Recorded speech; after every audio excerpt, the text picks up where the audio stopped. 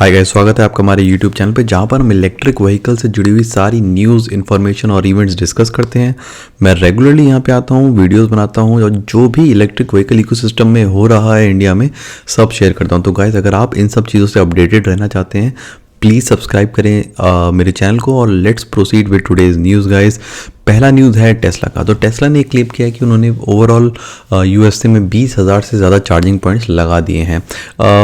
ये काफ़ी बड़ा नंबर है गाइस, क्योंकि अगर मैं आपको अंदाजे से बताऊं, कंपैरिजन के लिए बताऊं कि जो चार्ज पॉइंट एक कंपनी है यूएसए की जो चार्जिंग स्टेशन इंस्टॉल करती है वो रिसेंटली पब्लिक जा रही है और उसने अभी तक 1 लाख तक चार्जिंग स्टेशन लगाए हैं। और यहाँ पे एक आपके पास एक single OEM original equipment manufacturer है जिसने खुद से 20,000 सुपर चार्जर लगा दिए guys. So that is a very big number और शायद यही टेस्ला की सक्सेस का एक फैक्टर है, क्योंकि टेस्ला ने स्टार्टिंग से ही चार्जिंग इंफ्रास्ट्रक्चर पे काफ़ी जोर दिया और उन्होंने अपने खुद के सुपर चार्जर्स लगाना स्टार्ट किए, जिससे कि ऑब्वियसली जो चिकन एग प्रॉब्लम है कि चार्जिंग स्टेशन नहीं होगा तो गाड़ी नहीं होगी, गाड़ी नहीं होगी तो चार्जिंग स्टेशन नहीं होगा, वो सॉल्व हुई।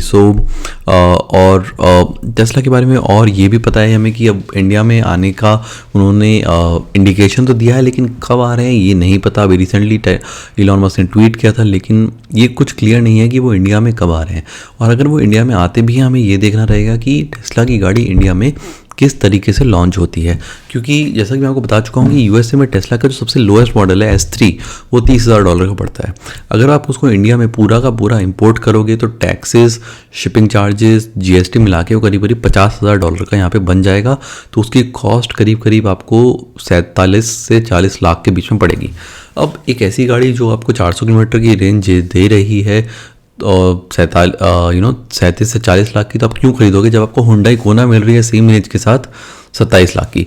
तो ये बहुत बड़ा सवाल रह जाएगा टेस्ला के सामने कि किस तरीके से टेस्ला इस सवाल को टैकल करती है। क्या वो पूरा का पूरा यूनिट इंपोर्ट करेगी या फिर completely knock down CKD route follow करेगी, यानी कि पार्ट्स इंपोर्ट करेगी और उनको यहाँ पे असेंबल करेगी। और इसके अलावा गाइस इंडिया में electric vehicle revolution already start हो चुका है 2 व्हीलर्स और 3 व्हीलर्स में। 4 व्हीलर्स में थोड़ा स्लो है लेकिन पिकअप करेगा। अभी मैंने लास्ट वीडियो में एक रिपोर्ट साइट करी थी CIA और KPMG की, जब उन्होंने बोला है कि 2030 तक 60 से 70% जो 3 व्हीलर्स हैं वो आपके इलेक्ट्रीफाई हो जाएंगे और आपके 30 से 35% जो आपके 2 व्हीलर्स हैं वो इलेक्ट्रीफाई हो जाएंगे। और 4 व्हीलर्स में जो पैसेंजर कार सेगमेंट है वो 10 से 15% रहेगा और जो कमर्शियल सेगमेंट है जैसे कैब सेगमेंट और फ्लीट सेगमेंट वो आपका करीब 20% हो जाएगा।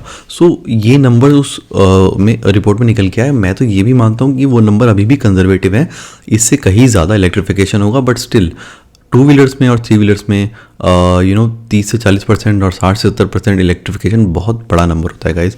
और ऑब्वियसली 4 व्हीलर्स में भी अब अगर जिस तरीके से 20,000 चार्जिंग स्टेशन यूएसए में लगे, अगर वैसी चार्जिंग स्टेशन कोई इंडिया में लगाएगा, डेफिनेटली आपको 4 व्हीलर्स में भी बढ़ोतरी देखने को मिलेगी।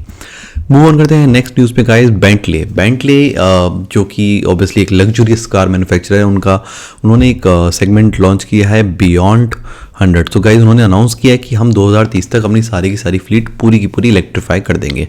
ये ट्रेंड देखा गया है काफ़ी सारे मैन्युफैक्चरर्स में कि वो अब इवेंचुअली इलेक्ट्रीफाई कर रहे हैं, क्योंकि अब कार वालों को, 4 व्हीलर्स को, सबको पता चल गया है कि भाई ट्रेंड इसी तरफ जा रहा है, इलेक्ट्रिफिकेशन की तरफ। तो जल्द से जल्द हम भी हमारी जो मैन्युफैक्चरिंग है, हमारी जो फैक्ट्रीज हैं उनको फटाफट इलेक्ट्रिफिकेशन की तरफ ले जाया जाए। सो बेंटली ने प्लान किया है कि पहले हम प्लग इन हाइब्रिड और फुल इलेक्ट्रिक व्हीकल बेचेंगे और धीरे धीरे हाइब्रिड हटा देंगे और 2030 तक सिर्फ इलेक्ट्रिक गाड़ियाँ बेचेंगे।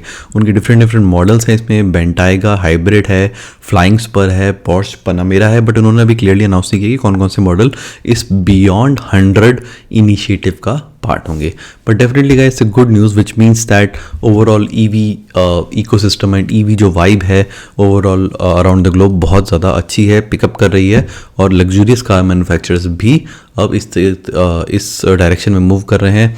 ऑलरेडी इंडिया में 2 लग्जरी कार्स लॉन्च हो चुकी है, मर्सिडीज बेंज EQ और Jaguar I-Pace। You can go and check it out guys. Moving on to the next news guys.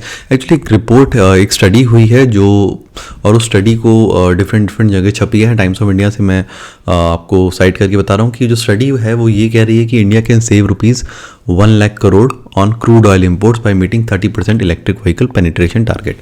So guys अभी जो हमारी गाड़ियाँ चलती है पेट्रोल और डीजल है, मोस्टली वो इम्पोर्ट होता है। तो अगर हम इलेक्ट्रिफिकेशन की तरफ जाते हैं और जो हमारा टारगेट है फेम 2 के अंदर 30% इलेक्ट्रिफिकेशन बाय 2030, अगर हम उसकी तरफ जाते हैं तो डेफिनेटली जो हमारा इंपोर्ट है वो बचेगा और हमारा काफ़ी ज़्यादा पैसा उस इंपोर्ट से बचेगा, करीब 1 लाख करोड़, जो कि बहुत बड़ा अमाउंट होता है। और उससे हमारा जो ट्रेड डेफिसिट है या फिर हमारा जो बैलेंस ऑफ पेमेंट्स है उस पर काफ़ी फ़र्क पड़ेगा और हमारी करेंसी भी उससे स्ट्रांग होगी guys. And so that is one thing which this report is saying. And इसके अलावा ऑब्वियसली इलेक्ट्रिफिकेशन का पॉल्यूशन के ऊपर भी बहुत फ़र्क पड़ेगा कि आपको पार्टिकुलेट मैटर में 17% की डिक्रीज देखने को मिलेगा और 18% आपको कार्बन मोनोऑक्साइड में डिक्रीज देखने को मिलेगा और 4% रिडक्शन मिलेगा ग्रीन हाउस गैसेज यानी कि CO2 में।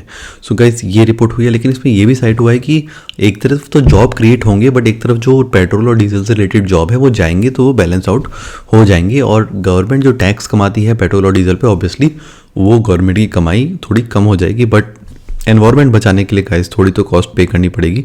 Guys moving on to the next news guys, it is from a company called Fortum. Fortum एक फिनलैंड की कंपनी है जो इंडिया में उसने चार्जिंग स्टेशन लगाना ऑलरेडी स्टार्ट कर दिया है। और अब उन्होंने जो उसकी इंडियन ब्रांच है उसका नाम है Fortum charge and drive India private limited FCD IPL। तो उन्होंने क्या किया, उन्होंने एक और कंपनी से फिनलैंड की पैसा उठाया है क्योंकि वो चार्जिंग स्टेशन इंफ्रास्ट्रक्चर अब एक्सपेंड करना चाहते हैं इंडिया में। ये एक इंडिकेशन है कि काफ़ी सारी कंपनीज जो हैं अब वो अपना चार्जिंग स्टेशन इंफ्रास्ट्रक्चर बिजनेस में घुसना चाहते हैं। So that is one news from that particular company guys. So आज के लिए गाइज इतना ही। आई होप आपको मेरी वीडियो अच्छी लगी हो। अगर आपके मन में electric vehicle, car, bike, rickshaw या फिर ऑटो या फिर चार्जिंग स्टेशन से रिलेटेड कोई भी सवाल है उसे कमेंट सेक्शन में छोड़ दीजिए और हम 24 घंटे के अंदर उसका रिप्लाई करेंगे guys. So I hope you like the video. Please subscribe to the channel. मैं रेगुलरली यहाँ पे आता हूँ और इलेक्ट्रिक व्हीकल इकोसिस्टम में जो भी हो रहा है उससे रिलेटेड सारी चीज़ें डिस्कस करता हूँ। So see you in the next video. Till then good bye.